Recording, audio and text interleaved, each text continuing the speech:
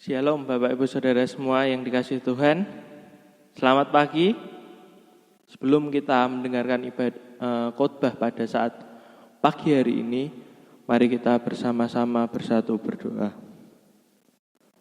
Bapa dalam surga, terima kasih untuk segala anugerah-Mu, untuk segala berkat-Mu, untuk segala kebaikan-Mu dalam setiap kehidupan kami Bapa.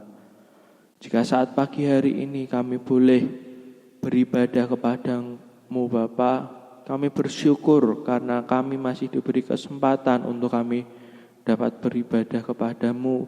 Walaupun kami saat ini tidak berada di satu ruangan yang sama, tapi kami percaya, kami yakin bahwa Engkau Tuhan yang besar, yang tidak terbatas oleh waktu dan tempat Bapa. Kami yakin Engkau hadir bersama-sama dengan kami.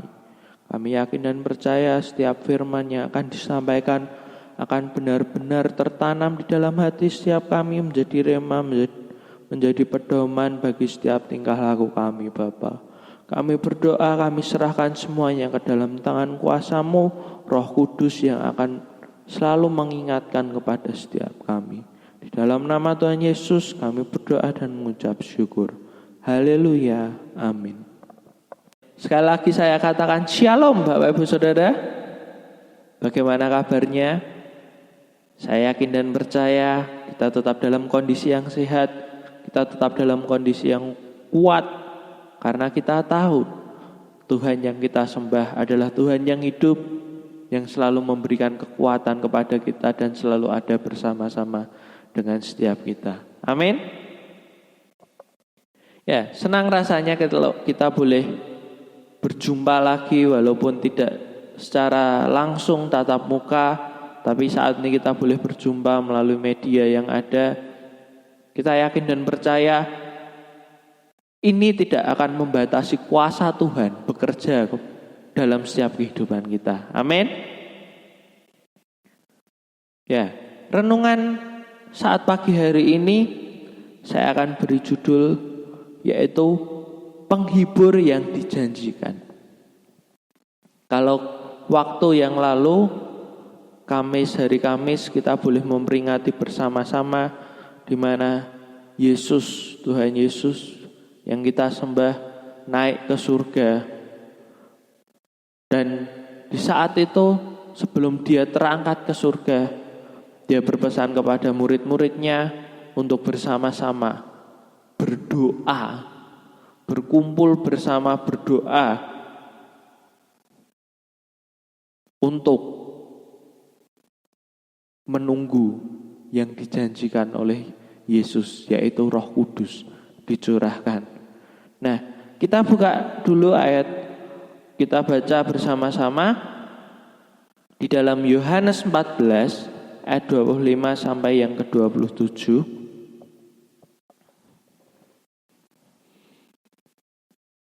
Yohanes 14 ayat 25 sampai ke-27 dikatakan, semuanya itu kukatakan kepadamu selagi aku berada bersama-sama dengan kamu. Tetapi penghibur, yaitu Roh Kudus yang akan diutus oleh Bapa dalam namaku, Dialah yang akan mengajarkan segala sesuatu kepadamu dan akan mengingatkan kamu akan semua yang telah kukatakan kepadamu. Damai sejahtera-Ku tinggalkan bagimu, damai sejahtera-Ku kuberikan kepadamu, dan apa yang kuberikan tidak seperti yang diberikan oleh dunia kepadamu. Janganlah gelisah dan gentar hatimu. Ya. Ayat ini, judul perikop ayat ini adalah Yesus menjanjikan penghibur. Yesus menjanjikan penghibur. Ini ayat ini di mana Yesus berkata kepada murid-muridnya bahwa dia sebentar akan pergi. Dia sebentar akan pergi ke surga. Dan di ayat sebelumnya dikatakan bahwa Yesus tidak akan meninggalkan murid-muridnya itu sebagai yatim piatu, tapi dia akan menjanjikan penghibur. menjanjikan penghibur. Nah, kalau kita lihat dalam situasi yang seperti ini ya, di mana pandemi masih tetap berlalu, masih tetap terjadi. Dan kalau kita boleh lihat lagi angka positif COVID-19 ini semakin hari masih semakin naik ya. Apalagi di kota kita ini Salatiga. Kalau beberapa waktu yang lalu kita boleh sempat bahagia gitu ya. Karena dari berapa banyak yang positif, sudah banyak yang sembuh. Sehingga terakhir itu tinggal 2 orang saja yang masih positif COVID-19 masih dalam perawatan. Ternyata beberapa waktu kemudian data yang masuk mulai meningkat lagi yang terkena positif COVID-19 ini, dan terakhir sudah sampai 30 sekian. Nah, dalam kondisi yang seperti ini banyak orang yang merasa takut, merasa khawatir, merasa cemas gitu ya. Dengan melihat bagaimana dengan ekonominya gitu kan. Bagaimana dengan jika nanti dirinya tertular gitu kan. Tertular COVID-19 ini.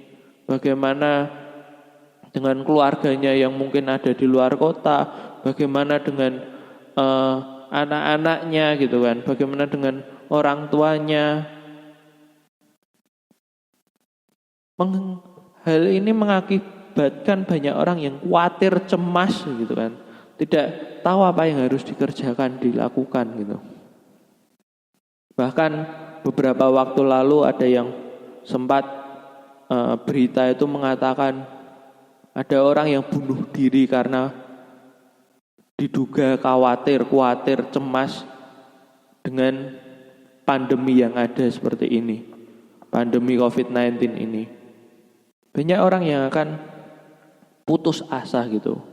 Nah, sama seperti yang waktu itu murid-murid ketika Yesus akan naik ke surga, murid-murid khawatir gitu. Bagaimana ketika nanti Yesus naik ke surga, bagaimana dengan mereka gitu? Apa yang harus mereka kerjakan? Apa yang harus mereka lakukan? Dan saat itu Yesus menjanjikan penghibur, yaitu Roh Kudus dicurahkan bagi setiap orang yang percaya. Nah, sama dengan situasi saat ini, di mana hari Kamis yang lalu kita memperingati bersama Yesus naik ke surga, dan saat ini kita masuki masa-masa Pentakosta, 10 hari doa 10 hari, di mana nanti kita akan bersama-sama merasakan lawatan kuasa Tuhan. Jadi mari, walaupun kita dalam rumah kita masing-masing, tapi dalam masa ini kita tetap bersama-sama bersekutu kepada Tuhan gitu ya.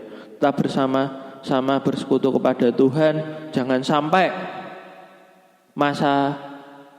masa-masa ini kita lewati begitu saja gitu, tanpa kita merasakan Tuhan itu hadir dalam kehidupan kita, tanpa kita bersekutu dengan Tuhan. Tapi kita tetap percaya kita mau bersekutu dengan Tuhan, sehingga lawatan kuasa Roh Kudus itu boleh nyata dalam setiap kehidupan kita. Amin. Ya.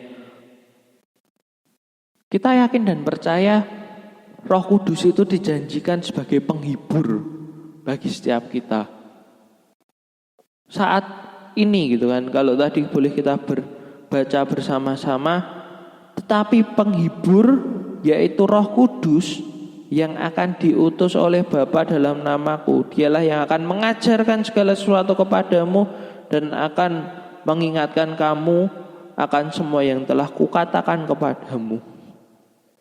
Apa yang telah Tuhan katakan kepada kita? Apa yang telah Yesus ajarkan kepada setiap kita selagi dia masih ada di bumi ini. Bagaimana kita harus tetap bersuka cita? Bagaimana kita tidak boleh menyerah dalam kondisi yang ada, tapi kita boleh bersama-sama menunjukkan bangkit melawan masalah-masalah kita.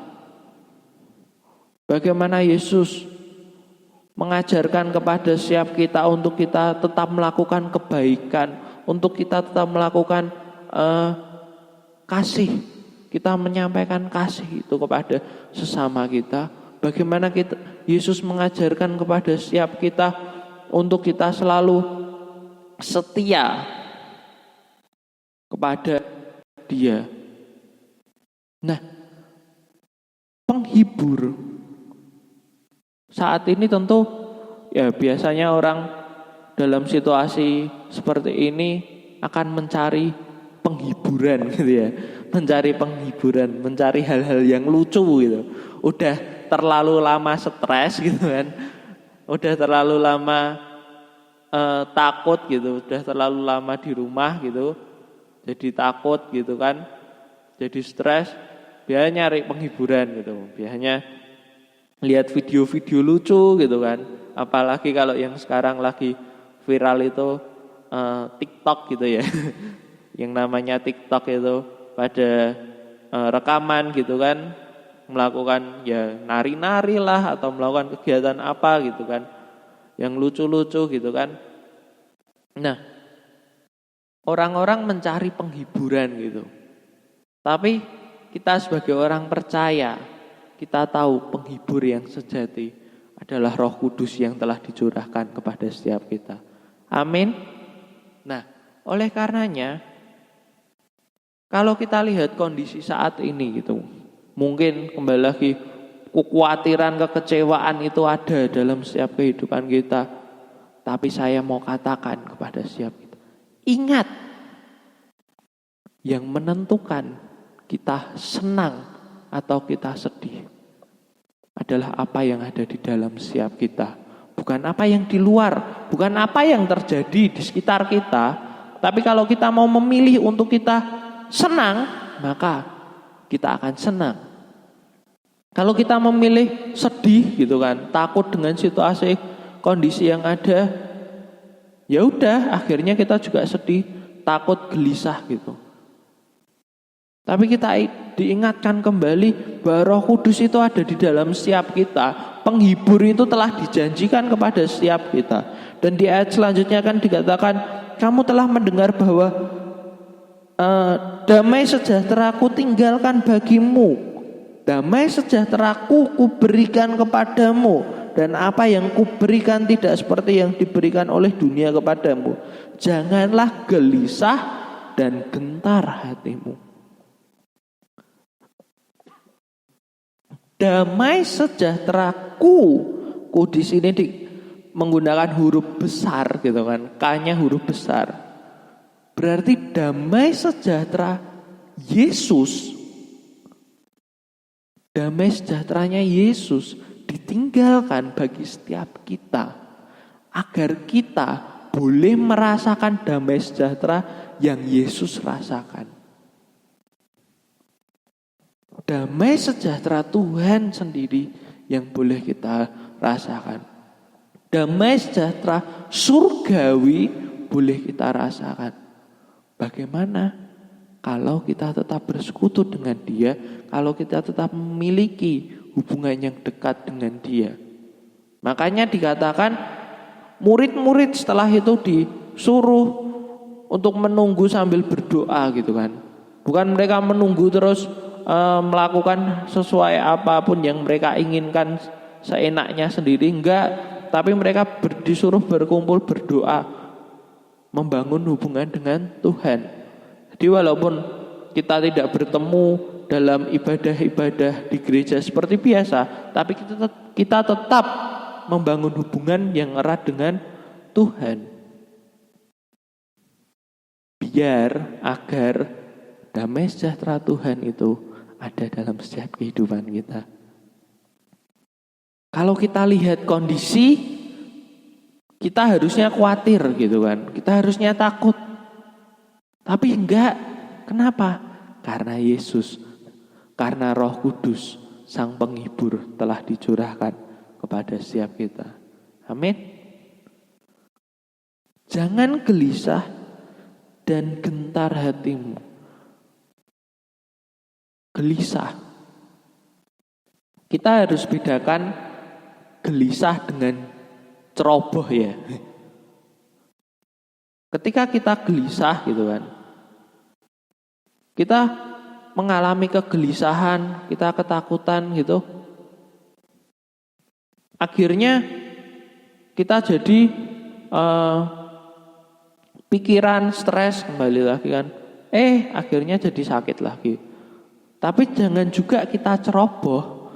Ceroboh itu maksudnya adalah terus kita tidak mempedulikan protokol yang ada gitu kan. Dikatakan kalau protokol COVID-19 adalah ya tetap berada di rumah. Kalau keluar harus terpaksa keluar, gunakan masker gitu kan. Jangan bergerombol. Kalau ada keramaian ya usahakan hindari, jaga jarak gitu kan. Tetap kita patuhi protokol yang ada. Jangan terus, wah aku kan udah percaya Tuhan Yesus, gak mungkin aku kena corona. Terus pergi ke pasar tanpa pakai masker, kumpul-kumpul dengan orang banyak gitu kan. Jangan seperti itu sama dengan kita juga mencobai Tuhan gitu.